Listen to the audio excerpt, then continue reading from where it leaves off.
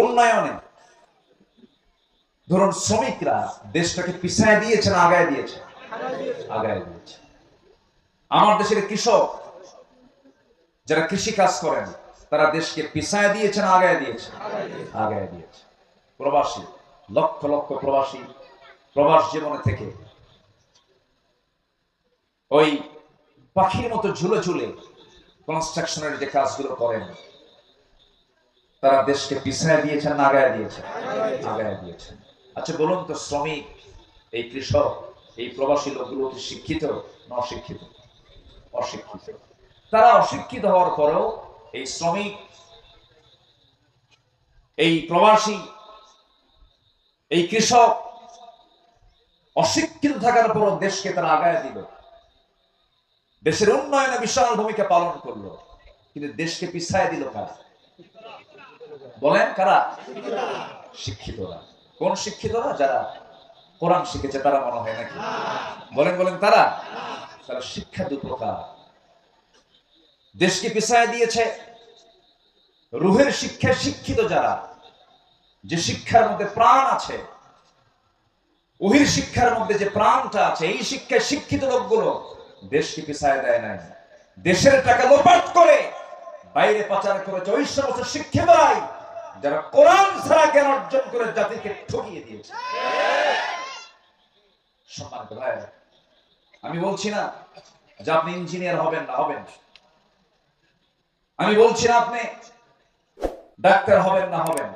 কেন হবেন না? ডাক্তার হবেন, ইঞ্জিনিয়ার হবেন, কিন্তু সব জ্ঞান অর্জন আপনি করতে পারবেন, আপত্তি নেই। কিন্তু সবার ডাক্তার হওয়া ফরজ না, সবার ইঞ্জিনিয়ার হওয়া ফরজ না। কিন্তু সবার জন্য জান্নাত পাওয়ার জন্য কি শেখা ফরজ? বলেন বলেন বলেন, কি শেখা ফরজ? কোরআন শেখা সবার জন্য ফরজ। সম্মানিত ভাইরা, এই জাতিকে কোরআন থেকে মাহরুম রাখা হয়েছে। আমরা এমন একটা শিক্ষানীতি দেখতে চাই, যেহেতু একটা মাদ্রাসার প্রোগ্রামে আসছি, আমি স্পষ্ট ভাষায় জানিয়ে দিতে চাই, আমরা সামনে এমন একটি শিক্ষানীতি দেখতে চাই যে শিক্ষানীতির ভিতরে সকল ফ্যাকাল্টিতে, সকল শিক্ষায়, সকল প্রতিষ্ঠানে সবার আগে 1 নম্বর সিলেবাস হবে কোরআন। এটা কি দেখতে চান আপনারা? জাতি তখনই ভালো হবে যখন জাতির হাতে তুলে দেওয়া হবে কি? কি তুলে দেওয়া হবে? কিন্তু আমি নিজেও ঢাবির ছাত্র ছিলাম, ঢাকা ইউনিভার্সিটিতে পড়াশোনা করেছি। বিগত সময়ে যে রাজনীতিগুলো আমরা দেখেছি, ছাত্রদের হাতে কোরআন তুলে দিয়েছে না অস্ত্র তুলে দিয়েছে? কোরআন তুলে দিয়েছে না মাদক তুলে দিয়েছে? কোরআন তুলে দিয়েছে না নারী তুলে দিয়েছে? আমরা সেই নেতৃত্ব দেখতে চাই না। সকল বাতিল নেতৃত্বকে না বলে, সকল বাতিল নেতৃত্বের মুখে ঝাঁটা মেরে আমরা কি সব নেতৃত্ব বাংলার জমিনে গড়ে তুলতে চাই? সবাইকে রাজি আছেন? রাজি আছেন কারা কারা? একটা হাত উঁচু করে রাখুন।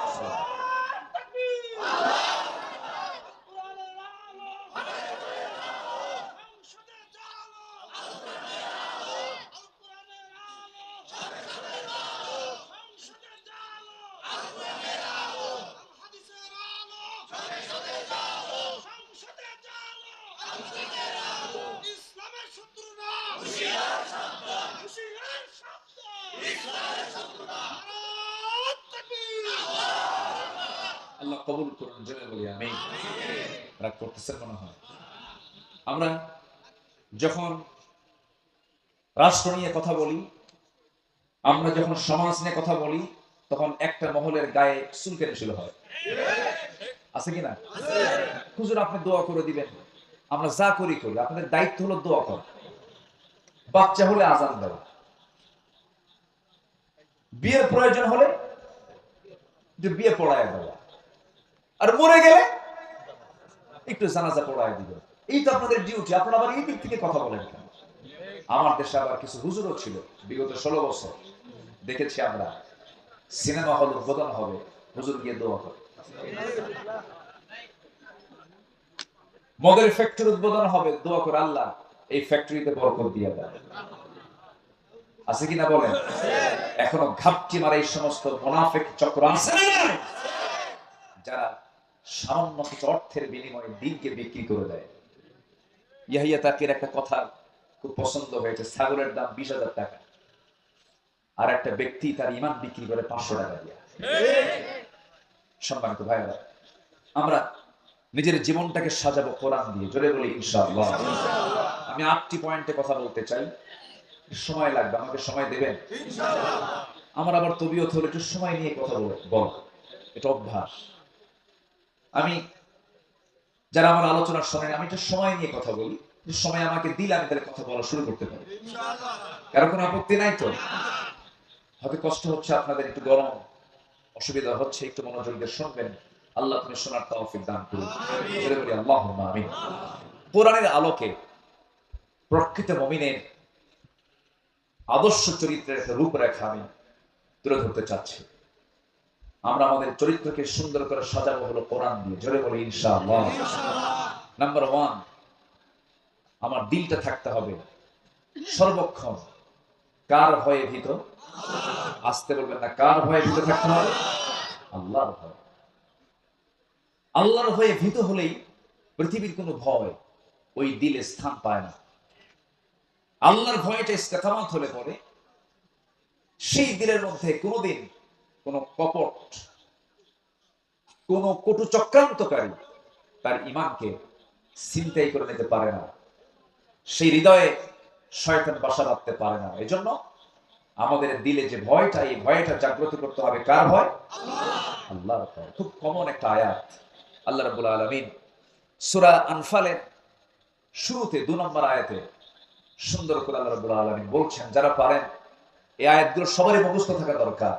আল্লাহ রাব্বুল আলামিন সুন্দর করে বলছেন, ইন্নামাল মুমিনুনা আল্লাযীনা ইযা যুকিরাল্লাহু ওয়াজিলাত কুলুবুহুম ওয়া ইযা তুলিয়াত আলাইহিম আয়াতুহু যাদাতুহুম ঈমানান ওয়া আলা রাব্বিহিম ইয়াতাওয়াক্কালুন। জোরে বলুন আল্লাহু আকবার। মুমিনের 3টা দিক আল্লাহ রাব্বুল আলামিনের জায়গায় তুলে ধরেছেন। নাম্বার 1 হলো আল্লাহর জিকির করা। আল্লাহর জিকির করলে পরে যারা প্রকৃত যারা ঈমানদার, তাদের দিলটা প্রকম্পিত হয়। কার ভয়ে? আল্লাহর ভয়ে। আসতে বলবেন না, কার ভয়ে? আল্লাহর ভয়ে। নাম্বার 2 হলো ঈমান যদি একটু দুর্বল থেকে থাকে, কোরআনের সুন্দর করে তেলাওয়াতের মধ্য দিয়া, কোরআনটাকে বোঝার মধ্য দিয়া, তেলাওয়াত, কিরাআত, দিরাসাত, তাদাব্বুর সমস্ত হকগুলো আদায় করে, যে বান্দা কোরআনের হক আদায় করে কোরআনটা সুন্দর করে বোঝার চেষ্টা করবে, ঈমান যদি দুর্বল থাকে, কোরআন শোনার সঙ্গে সঙ্গে তার ঈমানটা শতগুণে বৃদ্ধি পেয়ে যায়। জোরে বলি সুবহানাল্লাহ। মোবাইলের চার্জ কমে গেছে, চার্জার দিয়ে চার্জ দিতে হয়। ঈমানের চার্জ একটু দুর্বল হয়েছে, চার্জ দিতে হয় কি দিয়া? কোরআন দিয়ে। আসতে বলবেন না, কি দিয়া? যে দলে রাজনীতি কোরআন দিয়ে নয়, সেই দল করা হারাম। আসতে কন কেন? আসতে কন কেন? মুসলমান কখনো জাতীয়তাবাদকে বিশ্বাস করতে পারে না। মুসলমান কখনো সেকুলারিজমকে বিশ্বাস করতে পারে না। মুসলমান কখনো ক্যাপিটালিজমকে বিশ্বাস করতে পারে না। মুসলমান কখনো মানুষের তৈরি করা কোনো ইজমকে, কোনো মতবাদকে, তন্ত্রমন্ত্রকে বিশ্বাস করতে পারে না। মুসলমান বিশ্বাস করবে কার দেওয়া বিধানকে? আল্লাহর দেওয়া বিধানকে মুসলমান বিশ্বাস করবে। তাহলে কোরআন তেলাওয়াত করলে পরে, কোরআনটার সঙ্গে সম্পর্ক রাখলে পরে ঈমানের চার্জ কমে না বাড়ে? আসতে বলবেন না, কমে না বাড়ে? অতএব যেখানে কোরআন পাবেন, যেখানে কোরআন ওয়ালা পাবেন, সেই জায়গায় আমাদের বৈঠক বেশি হওয়া দরকার, তাদের সঙ্গে যোগ সাজস বেশি রাখা দরকার। যেখানে গেলে বিড়ি পাওয়া যায়, যেখানে গেলে পরে ইয়াবার ট্যাবলেট পাওয়া যায়, যেখানে গেলে পরে অস্ত্র পাওয়া যায়, যেখানে গেলে পরে চাঁদার ভাগ পাওয়া যায়, যেখানে গেলে পরে নারী পাওয়া যায়, ওই সমস্ত জায়গাকে আমাদের মাইনাস করতে হবে, ঠিক কিনা বলে? এমন জায়গা আছে না নাই আমার দেশে? আসতে বলবেন না, আছে না নাই? আচ্ছা, সম্মানিত ভাইরা, তাহলে ঈমান বৃদ্ধির জন্য মাধ্যম হলো এই কিতাবের সঙ্গে সম্পর্ক রাখা। আর জিকির করলে দিলে ভয় সৃষ্টি হয়, কার ভয়? আল্লাহর ভয়। নাম্বার 3 হলো ওই সমস্ত বান্দাগুলো যারা আল্লাহকে ভয় করে, আল্লাহর কালামকে যারা সুন্দর করে তেলাওয়াত করে, ওই সমস্ত বান্দার আরেকটা গুণ হলো ওই সমস্ত বান্দাগুলো জীবনের সকল জায়গায় ভরসা রাখে কার উপরে? আসতে বলবেন না, কার উপরে? আল্লাহর উপরে। আল্লাহ রাব্বুল আলামিন বলেন, فَإِذَا عَزَمْتَ فَتَوَكَّلْ عَلَى اللَّهِ إِنَّ اللَّهَ يُحِبُّ الْمُتَوَكِّلِينَ। যখন তোমরা কোনো সিদ্ধান্তহীনতায় পড়ে যাবে, যখন তোমরা কোনো কঠিন মুসিবতের মধ্যে পড়ে যাবে, সেই সময় তোমরা আমার উপরে ভরসা করবে। আমি আল্লাহ রাব্বুল আলামিন আমার প্রতি ভরসা করনেওয়ালা, আমার প্রতি যারা ভরসা করে আমি তাদেরকে দারুণ ভালোবাসি। জোরে বলি সুবহানাল্লাহ। তাহলে আমাদের ভরসার জায়গা কে? আসতে বলবেন না, কে? জনগণ সকল ক্ষমতার উৎস। ভরসা না এটা? এদিকে ভরসা? ভরসা নয়। সকল ক্ষমতা কার? সকল ক্ষমতার উৎস কে? আল্লাহ তাআলা। আল্লাহর ভয় থাকতে হবে। সাইয়েদনা ওমর ফারুক রাদিয়াল্লাহু তাআলা আনহু একদিন জাহান্নামের আয়াত শুনতেছিলেন। কিসের আয়াত বলেন? জাহান্নাম। এটা কোথায় আছে? বলেন বলেন, জাহান্নামের আয়াত কোথায়? শোনা মাত্রই অস্থিরতা বেড়ে গেল, খুব কাঁপতেছে। কাঁপতে কাঁপতে অঝরে ঝাড়ায় তিনি চোখের পানি ফেলতে লাগলেন। অস্থির চিত্ততা নিয়ে তিনি নিজেকে বলছেন, ওই হাকায়া ওমর আন্না লাকান নাজাহ। ওমর, তোমার জন্য কি নাজাত আছে নাকি? তোমার জন্য কি নাজাত আছে নাকি? চিৎকার করে করে কান্নাকাটি করছেন, চোখের পানি ফেলে ফেলে কাঁদতেছেন। অথচ যে ওমরকে আল্লাহ রাব্বুল আলামিন দুনিয়ার জিন্দেগিতে জান্নাতের ঘোষণা দিয়েছেন, ওমর জান্নাতি। রাসূল নিজে বলেছেন, ওমর ফিল জান্নাহ, ওমর জান্নাতি। সে ওমর যদি জাহান্নামের আয়াতগুলো শুনতে শুনতে অস্থির হয়ে যান, চোখের পানি ফেলে ফেলে কাঁদেন। এই জীবনের বৃদ্ধির দিকটা আমরা যদি নিজের জীবনে বাস্তবায়ন করতে চাই, জাহান্নামের যে আয়াতগুলো আছে, আয়াতগুলো আমাদের সামনে নিয়ে আসার দরকার আছে না নাই? আছে। আমরা সুন্দর করে কোরআনটা পড়বো, জোরে বলি ইনশাআল্লাহ। কোরআনটা বেশি বেশি পড়বো, বেশি বেশি শুনবো, কোরআন শুনবো বেশি, গান শুনবো। এতক্ষণে গান শুনবেন, কম শুনবেন? তাহলে কম শোনা জায়েজ নাকি? যেটা জায়েজ নাই, কমও জায়েজ নাই, বেশিও জায়েজ নাই। সারা বছর কোন মাসে আইয়ামে 20 রোজা বাদ দেয় না, সোমবার বৃহস্পতিবার রোজা রাখে, ঈদের দিন মদ খায়। ঈদের দিন কি খায়?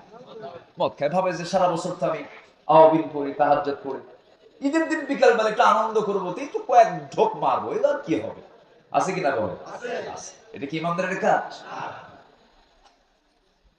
ইমানদার কখনো যেটা হারাম, অল্প হারামও সে গ্রহণ করতে যাবে না। ইমানদার সম্পূর্ণ হারাম জিনিসকে, হারাম খাদ্যকে, হারাম বস্তুকে, হারাম পন্থাকে সে চুল পরিমাণ গ্রহণ করতে পারে না। এটা হচ্ছে একজন আল্লাহর নৈকট্য হাসিলকারী, আল্লাহর স্মরণে যে জাকির হবে, যে জিকির করণে বলা হবে, সে এমন চরিত্রের হবে। আল্লাহ তুমি আমাদের কেমন চরিত্র অর্জন করার তৌফিক দাও, জোরে বলি আমিন। সে আদর্শ চারিত্রিক রূপরেখার 2 নম্বর দিক হচ্ছে আল্লাহ এবং রাসূলের প্রতি নিঃশর্ত আনুগত্য। আমরা যে আনুগত্য করব আল্লাহকে এবং রাসূলকে, কোন শর্ত দিয়া, আসতে কর, কোন শর্ত দিয়া। আর আল্লাহ এবং রাসূল ছাড়া অন্য কারো যখন আমরা আনুগত্য করতে যাব, তখন কি দিয়া? শর্ত দিয়া। আমি আপনার আনুগত্য করব ততক্ষণ যতক্ষণ আপনি আল্লাহকে মানবেন, রাসূলকে মানবেন, ততক্ষণ মানব।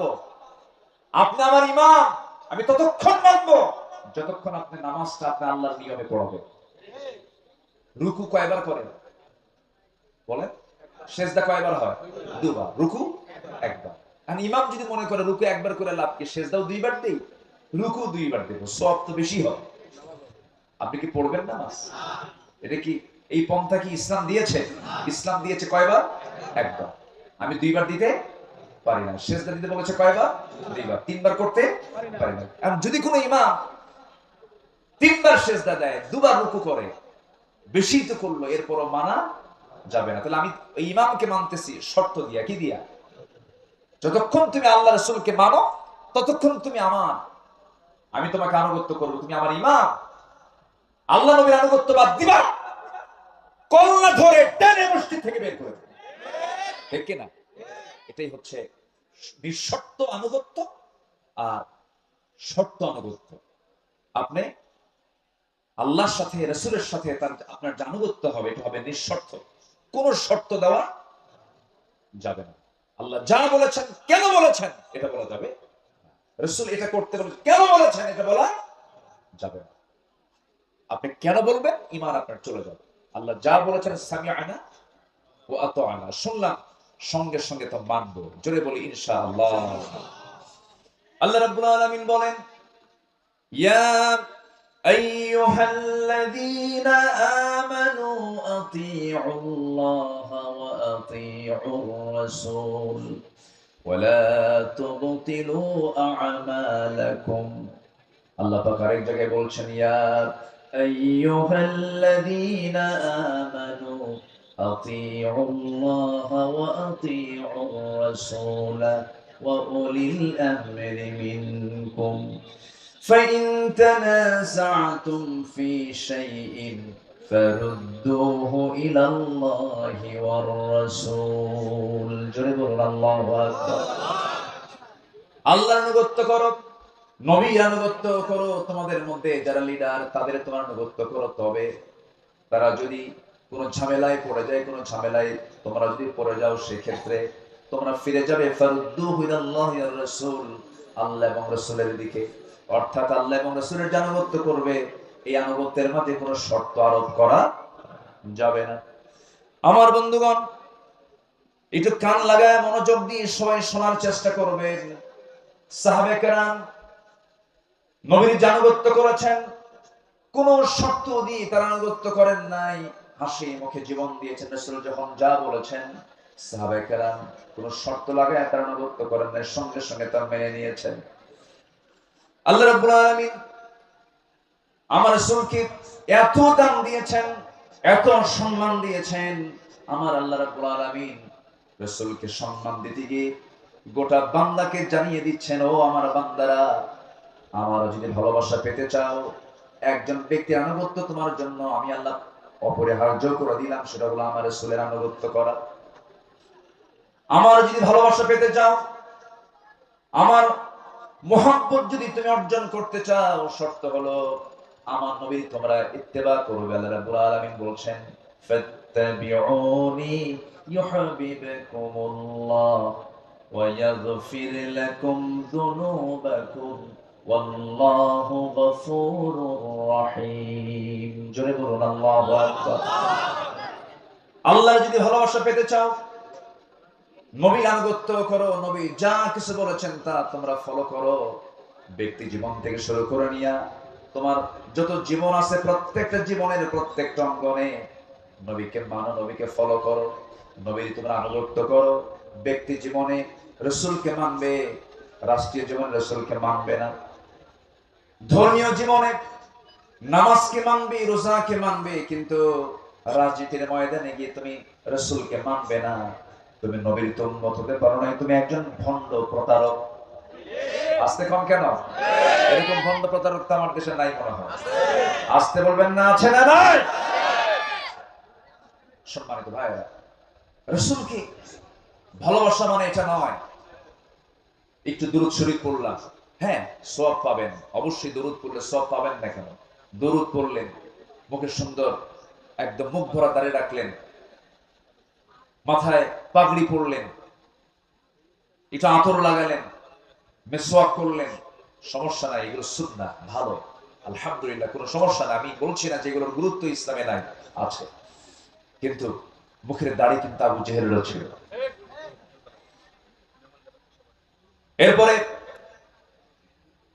পোশাক আশাক দিয়ে যদি জান্নাত পাওয়া যেত, বর্তমান বিশ্বে অন্যান্য ধর্মের অনেক পোশাক আছে যেটা ইসলামের সঙ্গে মিলে যায়, আছে কিনা বলেন? মিলে যায়। আল্লাহ তাআলা বাহ্যিক কোনো কিছুকে প্রাধান্য দিবেন না। ইন্নাল্লাহা লা ইয়ানজুরু ইলা সুওয়ারিকুম ওয়ালা ইলা জাসামিকুম ওয়ালাকিন ইয়ানজুরু ইলা কুলুবিকুম ওয়া আমালিকুম। আল্লাহ তোমাদের দেহ দেখবেন না, আল্লাহ তোমাদের চেহারা দেখবেন না, আল্লাহ দেখবেন তোমার ভিতরটা এবং তোমার আমলটা আল্লাহ পাক দেখবেন। সম্মানিত বন্ধুগণ, সম্মানিত ভাইয়েরা, এই জন্য নবীর প্রতি এবং আল্লাহর প্রতি যে আনুগত্য হবে, এই আনুগত্যের মাঝে কোনো শর্ত আরোপ করা যাবে না। সম্মানিত ভাইয়েরা, সাদ ইবনে মুআজ রাদিয়াল্লাহু তাআলা আনহু একজন সাহাবী, যিনি 30 বছর বয়সে ইসলাম কবুল করেন, 35 বছর বয়সে শাহাদাত বরণ করেন। ইসলাম পেয়েছেন কয় বছর? বলেন, কয় বছর পেয়েছেন? মাত্র 5 বছর। এই 5 বছরে তিনি ইসলাম পেলেন।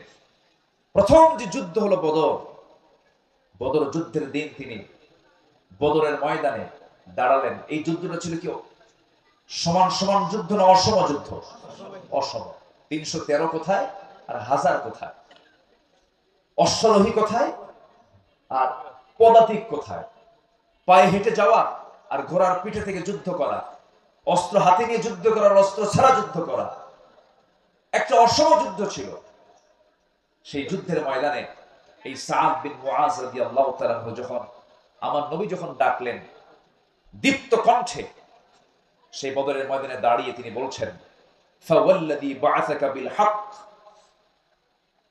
আল্লাহর কসম করে বলছি যিনি আপনাকে সত্য সহ প্রেরণ করেছেন, লাউস্তাআরাতু বিনা হাযাল বাহর, হে রাসূল আপনি যদি আমাদেরকে সমুদ্রের দিকে অগ্রসর করতে বলেন, আমরা অগ্রসর হব, ঝাঁপিয়ে পড়ব, আপনার আনুগত্যের বাইরে আমরা এক চুল পরিমাণ যাব না। জোরে বলে সুবহানাল্লাহ। সেই সাহাবী বদরে গেলেন, উহুদও গেলেন, খন্দকের যুদ্ধ পরপর এই 3 নম্বর যুদ্ধে অংশগ্রহণ করলেন।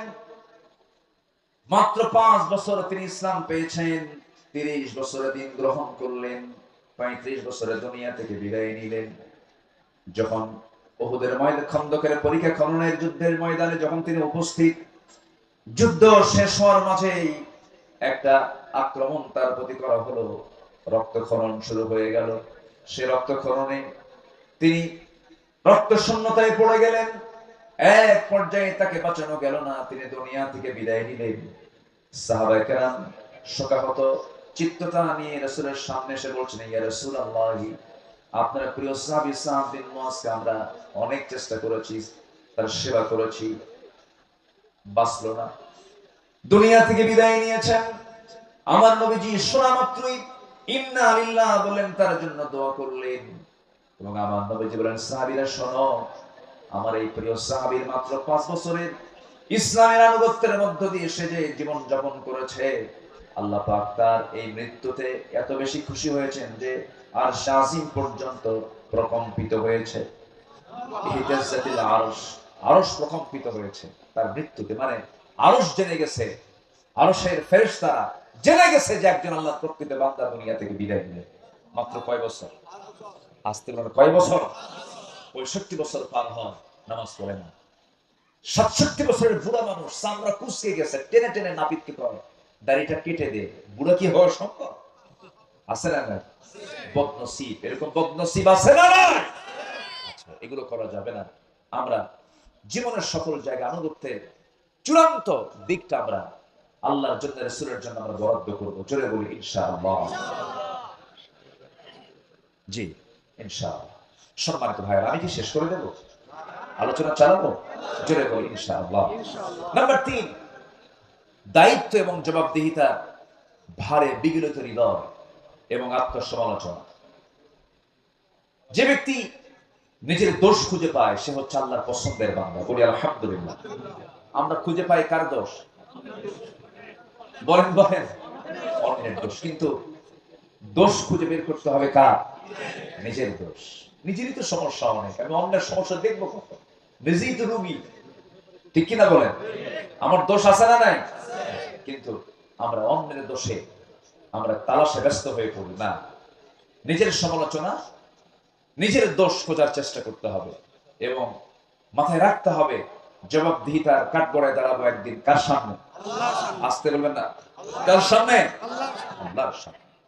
আল্লাহ রাব্বুল আলামিন সুন্দর করে বলছেন, ইন্না আরাদনাল আমানাতা আলাস সামাওয়াতি ওয়াল আরদ ওয়াল জিবালি ফাআবাইনা আন ইয়াহমিলনাহা ওয়া আশফাকনা মিনহা ওয়া হামালাহাল ইনসান ইন্নাহু কানা যুলুমান জাহুলা।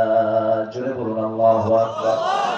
সূরাতুল আহজাব 72 নম্বর আয়াত আল্লাহ রাব্বুল আলামিন বান্দার পরিচয় দিতে নিয়ে তিনি বলছেন, আমি আসমান জমিন পর্বতমালার প্রতি আমানত পেশ করেছি, তারা তা বহন করতে স্বীকার করেছে, ভীত হয়ে পড়েছে, কিন্তু মানুষ সেই আমানতকে বহন করেছে।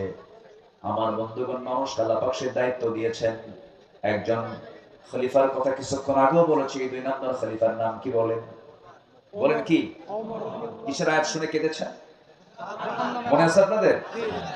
ওমর। আল্লাহু আকবার। কয় নাম্বার খলিফা? বহুদিন আগে এক মাহফিলে বললাম, ওমরে ফারুককে চিনেন কে? তো সামনে থেকে এক ছোট্ট ছেলে দাঁড়ায় বলল, আমি চিনি।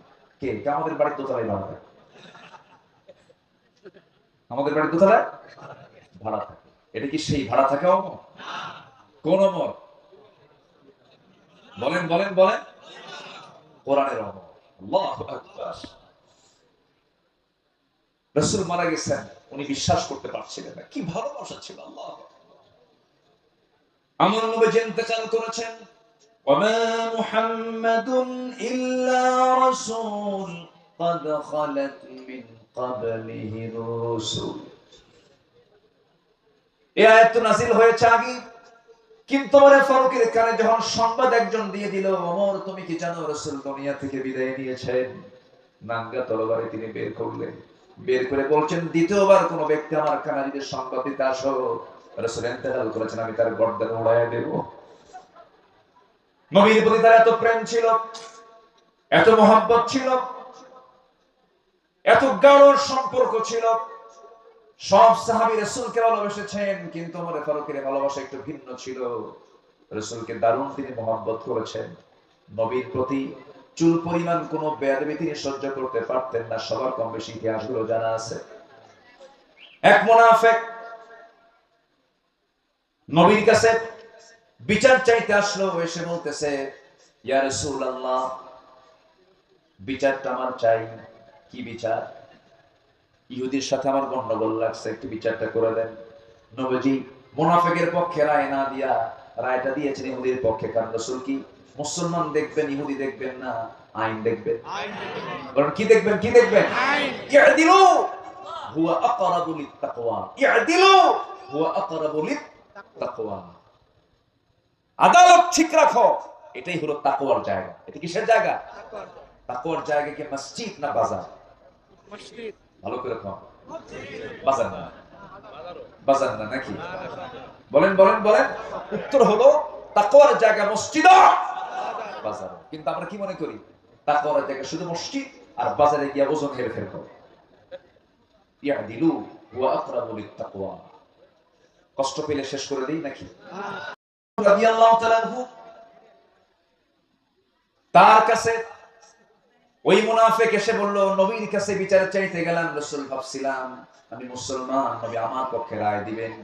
আমার পক্ষে রায় না দিয়া ইহুদির পক্ষে রায় দিল, এটা কেমন কথা? বিচার পছন্দ হয় না। ওমর, বিচার সানি করো, সানি বিচার করো, দ্বিতীয় বিচার করো। সাইয়েদনা ওমর ফারুক রাদিয়াল্লাহু আনহু কাছে কথাটা এত জঘন্য মনে হলো, এতটা আপত্তিকর মনে হলো, কাউকে বলার প্রয়োজন মনে করলেন না। শুধু বললেন, তুমি একটু দাঁড়াও, ভিতর থেকে আস। ভিতরে গেছেন, হাতের মধ্যে কি নিয়েছেন? বলেন, কি নিয়েছেন? কার প্রতি ভালোবাসা? নবীর প্রতি ভালোবাসা। চিন্তা করে দেখো, অন্য কথাও তো বলতে পারতেন, বেকুব, বেয়াদব, নবীর বিচার পছন্দ হয় না, যাও এখান থেকে, বলতে পারতেন। ভাবলেন এটা তো বদমাইশ, এটা বাঁচাবই না। তরবারি হাতে নিলেন, কোনো কথা নাই, বাইরে এসে একটা শব্দ বের করার মতো সুযোগও দিলেন না। তরবারি তার গর্দান বরাবর মেরে দিলেন। মুনাফিক দুনিয়া থেকে বিদায় নিল। আমার নবীর কাছে সংবাদ চলে গেছে। রাসূল ভাবলেন, আহারে ওমর বুঝি একটা খুন করে ফেললো। আল্লাহর পক্ষ থেকে আয়াত নাযিল হলো, ওমর যে সিদ্ধান্ত নিয়েছে এটাই হলো সঠিক সিদ্ধান্ত, কারণ ওমর জীবনের চাইতে আপনাকে বেশি ভালোবাসে। জোরে বলে সুবহানাল্লাহ। আল্লাহু আকবার। ওমর ফারুক রাদিয়াল্লাহু তাআলা এক রাতে ঘুরতেছেন। ওনার তো দায়িত্ব ছিল রাতের বেলা ঘুমানো না ঘোরানো। বলেন ঘুরে বেড়া না ঘুম? ঘুরে বেড়ানো। ঘুরতেন খাদেমের মতো। কিসের মতো বলেন? রাতের বেলা পুলিশের ডিউটি করে না? ডিউটি করে কিনা? রাতের বেলা ডিউটি করে অস্ত্র হাতে নিয়ে। আর ওমর ফারুক রাতের বেলা ডিউটি করতেন হাতে ছোট্ট একটা লাঠি নিয়ে। আল্লাহু আকবার। মদিনার গলিগুলি ঘুরতেছেন। ঘুরতে ঘুরতে দেখেন এক শিশুর কান্না। এক শিশুর কান্না তার কানে আসলো।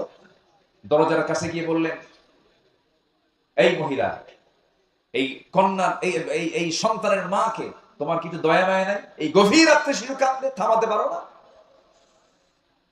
ধমক দিলেন, আবার চলে গেল। শেষ রাতের দিকে আবার এসে দেখেন আবার কাঁদতেছে। এবার ধমক দিয়ে বললেন, তোমার কি আল্লাহর ভয় নাই? ছোট্ট বাচ্চা কাঁদলে তার খাবারের ব্যবস্থা করতে পারো না?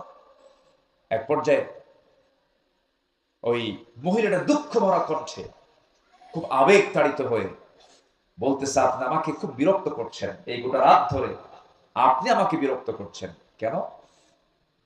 আমার সন্তান তো কাঁদবেই, কান্নাকাটি করবে, কারণ এই এলাকার যে শাসক, এই জনপদের যে খলিফা ওমর তো দুগ্ধ পোষ্যদের কোনো ভাতা দেয় না। দুগ্ধ পোষ্যদের কোনো ভাতা দেয় না। কার দোষ ধরে দিল? কার দোষ? মহিলা তার চেনে না যে সামনে কে দাঁড়ায় কথা কয়। সাইয়েদনা ওমর ফারুক জিব্বায় মারলেন কামড় আর বলেন, ইন্না লিল্লাহ। আমি কাকে ধমক দেই? ধমক তো আমার খাওয়ার কথা। আল্লাহু আকবার বলবেন। জানা হলো শিশুদের বয়স কত? কয়েক মাস বয়স। দুগ্ধ পোষ্যদের ভাতা দেওয়া হয় না। সেজদায় পড়ে তিনি কান্নাকাটি শুরু করে দিলেন আর বলছেন, আল্লাহ, তোমার এই অধম বান্দা ওমর হাজারো সন্তান, হাজারো তোমার বান্দাকে হত্যা করেছে। আমার রাষ্ট্রে তো দুগ্ধ পোষ্য মাদের কোনো ভাতা দেওয়া হয় নাই। আমি বড় ভুল করেছি আল্লাহ। সিদ্ধান্ত নিলাম আজকের দিন থেকে আমার জনপদে যত দুগ্ধ পোষ্য মা থাকবে সকল মার জন্য আজকে থেকে ভাতা চালু করে দিলাম। আল্লাহু আকবার। তারা নিজেকে সংশোধন করেছেন কার ভয়ে? আর আমার দেশে দুগ্ধ পোষ্যের ভাতা দিবে কখন? ওদের নিজের ভাতাই তো হয় না। ঠিক কিনা বল? দেশের সম্পদ দেশে রাখলেও হতো, দেশের সম্পদগুলো দেশে রাখলো না। এই যে মিলিয়ন বিলিয়ন ডলারগুলো তারা দেশ থেকে পাচার করেছে। তারা দেশে রাজনীতি করতে চান, ভালো কথা, রাজনীতি করবেন না কেন? টাকাগুলো আনে, আসতে কম কেন? ঠিক কিনা বলেন? টাকাগুলো ওর বাপের না তো? ওর বাপের টাকা না, টাকাগুলো ফেরত আনো। গত জুলাই 24-এর আন্দোলনে যে সমস্ত মার কোল খালি হয়েছে, সেই সমস্ত মার কোলে সন্তান ফেরত না দেওয়া পর্যন্ত রাজনীতির দিকে আমাদের থাকতে পারে। নিজের চোখে দেখেছি। আমি জুলাই, আমি ঢাকায় ছিলাম, বৃষ্টির মতো গুলি করা হয়েছে, পাখির বাচ্চার মতো গুলি করে হত্যা করা হয়েছে। হাত চলে গেছে, পা চলে গেছে, চোখ চলে গেছে। এই জীবনগুলো দিয়েছে যারা, এই জাতির একটা বড় দোষ আছে, ইতিহাস দ্রুত ভুলে যায়। ইতিহাস দ্রুত ভুলে যায়। সম্মানিত ভাইয়েরা, আমরা সব দেখা শেষ করেছি।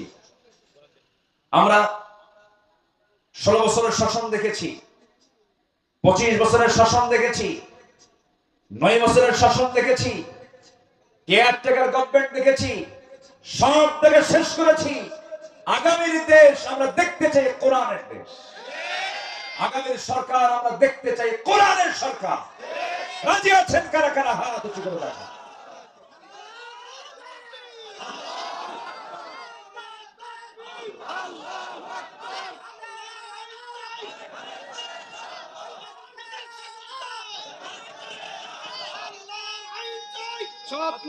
আল্লাহ কবুল করুন, জোরে বলি আমিন।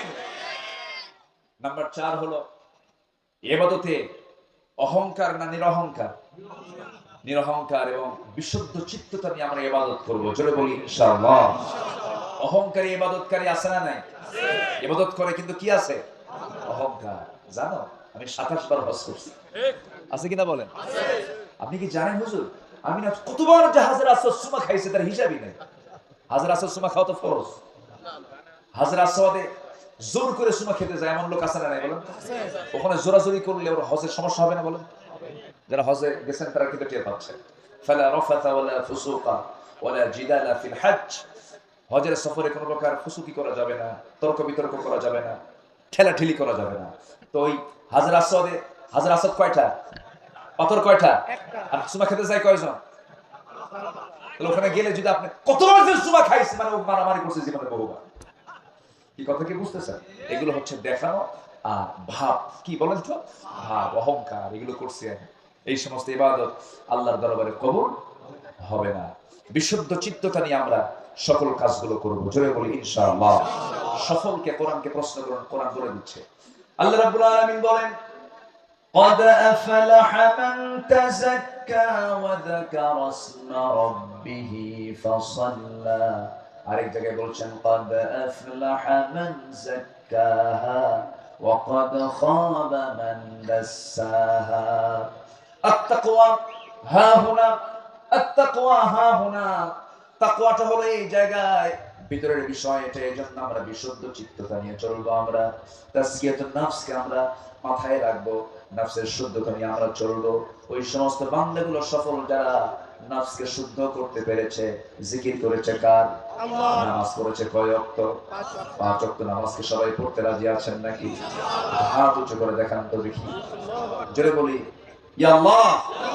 আমাদেরকে 5 ওয়াক্ত সালাত আদায় করা তৌফিক তুমি আল্লাহ দিয়া দাও। জোরে বলি আমিন। আরো জোরে আমিন। নাম্বার 5 হলো ধোঁকাবাজি, প্রবঞ্চনা মুক্ত সৎ জীবন। আমরা এটা চেষ্টা করব গঠন করার। জোরে বলি ইনশাআল্লাহ। ইত্তাকুল্লাহ ওয়া কুনু মা'আস সাদিকিন। আমরা এই গুণটা অর্জন করার চেষ্টা করব। নাম্বার 6 হলো তাকওয়া। একমাত্র ভয় থাকবে কার? আল্লাহ পাকের। নাম্বার 7 হচ্ছে নাম্বার 7 হচ্ছে অধীনস্থদের অধিকার এবং ইনসাফ প্রতিষ্ঠা করা। আমার অধীনস্থ ওয়াখফিদ জানাহাকা লিল মুমিনিন, এই বিষয়ে আমরা খেয়াল করার চেষ্টা করব। নাম্বার 8 হলো ন্যায় বিচার প্রতিষ্ঠায় আপোষহীন থাকতে হবে। আমাদের সবচেয়ে বড় ঘাটতি হলো এই রাষ্ট্রের সবচেয়ে বড় ঘাটতি হলো ন্যায় বিচারের অভাব। ঠিক কিনা বলো?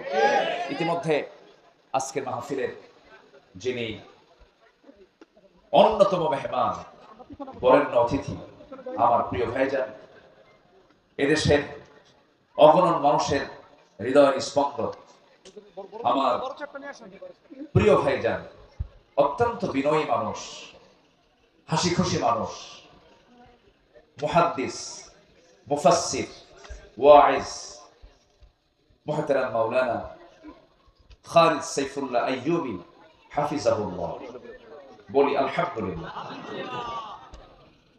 থামেন, আছেন কেমন? আল্লাহ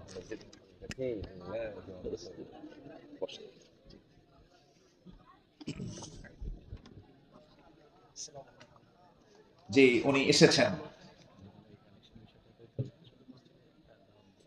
আচ্ছা, উনি এসেছেন। আমার প্রিয় ভাইজান যতক্ষণ আলোচনা করবেন, আমি আসলে এত রাতে আলোচনায় আমিও মানে যে পছন্দ করি তা নয়। তো এই সময়টা তো যাওয়ার সময়, কিন্তু আমার একটা সবার কাছে আরজ থাকবে, শেষ অবধি, শেষ তক দোয়া সহকারে সবাইকে থাকতে রাজি আছেন না? ইনশাআল্লাহ সবাই থাকতে রাজি আছেন? সবাই থাকবেন এই আশাবাদ কামনা করছি। এবং আমার নির্দিষ্ট আলোচনা কোরআনের আলোকে আমার জীবন গড়ার জন্য যে 8টি পয়েন্ট আমি যে কথা বললাম, আল্লাহ জানো আল্লাহর এই পরামর্শগুলো আমাদের জীবনে ট্রিট করে, আমাদের জীবনে বাস্তবায়ন করে, আমরা যেন আমাদের জীবনকে আলোকিত করে আল্লাহর সে আদালতে আখিরাতে জবাবদিহিতার সেই কাঠগড়ায় দাঁড়িয়ে যেন সুন্দর জবাব দিতে পারি, এই আশাবাদ কামনা করে আমি শেষ করছি তার আগ দিয়ে মসজিদুল আকসা। মসজিদ আকসা এটা কোরআন খচিত একটা আয়াত, আয়াতের একটা অংশ। সুবহানাল্লাযী আসরা বিআবদিহি লাইলাম মিনাল মাসজিদিল হারাম ইলাল মাসজিদিল আকসা। এই কোরআনের এই বরকতময় শব্দটাকে নিয়ে তারা এই মসজিদটার নামকরণ করেছেন। যদিও দৃশ্যমান নাই, কিন্তু জায়গা আছে। এই মসজিদটার জন্য দোয়া করবেন, আল্লাহ যেন দ্রুত এটা দৃশ্যমান আকারে যেন আপনার সামনে যেন পরিস্ফুটিত হবে। এর জন্য আপনাদের দোয়া দরকার 1 নাম্বার। এবং মসজিদ কি বানাতে হবে কিনা বলেন? মসজিদ বানাবেন কে? আল্লাহ। আর আমরা কি করব? জি, আমরা বানাবো, আর আল্লাহ আমার জন্য জান্নাতে বানায় দিবে। সুবহানাল্লাহ বলো। মান বানা মসজিদান বানাল্লাহু লাহু বাইতান ফিল জান্নাহ। এটা একদম সহি কথা। যে ব্যক্তি আল্লাহর ঘর বানাবে, সিজদার জায়গা বানাবে, মসজিদান এক বছর, মসজিদ সিজদার জায়গা। আমি এই হাদিসটা ফলো করি। আমার কাছে যখন কেউ আসে, মসজিদের কোনো বিষয় না, আমি একটা টাইলসের দাম দিয়ে দিই, 1200 লাগুক, 1500 লাগুক, আর 2000 লাগুক, মসজিদান সিজদার জায়গা দেবে। মান বানা মসজিদান, যে ব্যক্তি সিজদার জায়গা দেবে একটা, মসজিদান মাসাজিদ বলা হয় না, অথবা কোন বাইত মানে ঘর বলা হয় না, মসজিদান যে ব্যক্তি একটা সিজদার জায়গা দেবে, বানাল্লাহু লাহু বাইতান ফিল জান্নাহ, আমি তার জন্য জান্নাতে একটা ঘর বানাবো। তাহলে একটা সিজদার জায়গা টাইলস যদি দিয়ে আল্লাহকে বলা হয়, আল্লাহ তুমি তো বলে দিয়েছো একটা সিজদার জায়গা দিলে আমি তার জন্য জান্নাতে একটা ঘর দিয়ে দেবো, বিশাল সওয়াবের কাজ। শুনবেন যেখানে মসজিদ হচ্ছে, বাস এটা টাইলসের দাম দিয়ে দিবেন মিনিমাম। তা আপনার জন্য এরকম করে একটা একটা করে ঘর হতে থাকলে, এরকম যদি কয়েক হাজার সিজদার জায়গা যদি দেন, আল্লাহর কাছে গিয়ে যদি বলেন, আল্লাহ এতগুলো ঘর দরকার না, অন্তত একটা ঘর তুমি আমার দাও। রব্বি বিনি লি ইনদাকা বাইতান ফিল জান্নাহ ওয়া নাজিনি মিন ফিরআউনা ওয়া আমালিহি। আসির সালাতু ওয়াস সালাম কয়টা ঘর চেয়েছেন? কয়টা ঘর? একটা। রব্বি বিনি লি ইনদাকা বাইতান ফিল জান্নাহ, আমার জন্য একটা ঘর দাও জান্নাতের মধ্যে, আমি বেশি ঘর চাই না। ওয়া নাজিনি মিন ফিরআউনা ওয়া আমালিহি, ফিরআউন থেকে তার অপকর্ম থেকে তুমি আল্লাহ আমাকে বাঁচায় দাও। এইজন্য ইয়াহইয়া তাকির এই চূড়ান্ত মুজাহাদা প্রচেষ্টার মধ্য দিয়ে সুন্দর একটি মাদ্রাসার রূপ এখানে রূপায়িত হয়েছে। এটা আলো ছড়াচ্ছে এলাকায়, মসজিদ নির্মাণ হবে। আপনাদের সার্বিক সহযোগিতা কামনা করছি। আমি এতক্ষণ ধরে যে কথা বললাম, এটা আমার বেদবি হচ্ছে। আমি মোহতারাম প্রিয় ভাইজানের হাতে মাইক ছেড়ে দিয়ে দোয়া চেয়ে, সবার কাছে দোয়া চেয়ে, ভাইয়ের কাছে দোয়া চেয়ে, এবং আমিও দোয়া করি সবার জন্য। আমি আমার কথা এখানেই শেষ করছি। সুবহানাকাল্লাহুম্মা ওয়া বিহামদিকা আশহাদু আল্লা ইলাহা ইল্লা আনতা